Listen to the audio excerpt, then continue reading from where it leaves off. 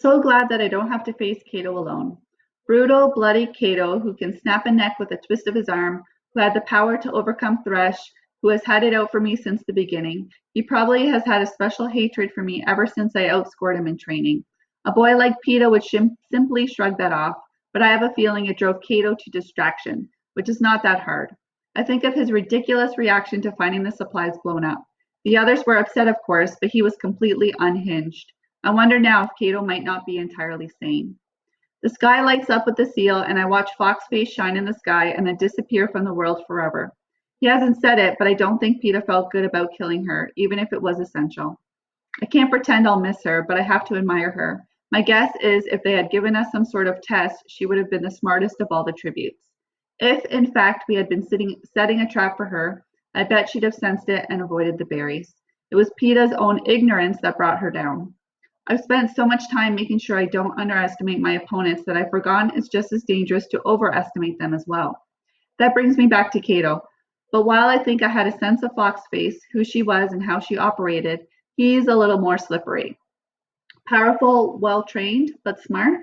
I don't know, not like she was, and utterly lacking in the control Foxface demonstrated. I believe Cato could easily lose his judgment in a fit of temper. Not that I can feel superior on that point.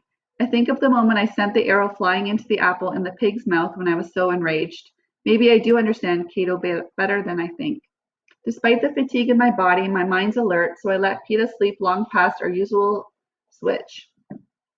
In fact, a soft gray day has begun when I shake his shoulder. He looks out almost in alarm. I slept the whole night? That's not fair, Katniss. You should have woken me. I stretch and burrow down into the bag. I'll sleep now. Wake me if anything interesting happens. Apparently nothing does because when I open my eyes, bright, hot afternoon light gleams through the rocks. Any sign of our friend, I ask? Peeta shakes his head. No, he keeps a disturbingly low profile. How long do you think we'll have before the game makers drive us together, I ask. Well, Foxface died almost a day ago, so there's been plenty of time for the audience to place bets and get bored. I guess it could happen at any moment, says Peeta. Yeah, I have a feeling today's the day, I say. I sit up and look out at the peaceful terrain. I wonder how they'll do it. Peeta remains silent. There's not really any good answer. Well, until they do, no sense in wasting a hunting day. But we should probably eat as much as we can hold, just in case we run into trouble, I say. Peeta packs up our gear while I lay out a big meal. The rest of the rabbits, roots, greens, the roll is spread with the last bit of cheese. The only thing I leave in reserve is the squirrel and the apple. By the time we're done, all that's left is a pile of rabbit bones. My hands are greasy, which only adds to my growing feeling of grubbiness. Maybe we don't bathe daily in the seam, but we keep cleaner than I have of late, except for my feet, which have walked in the stream, uncovered in a layer of grime.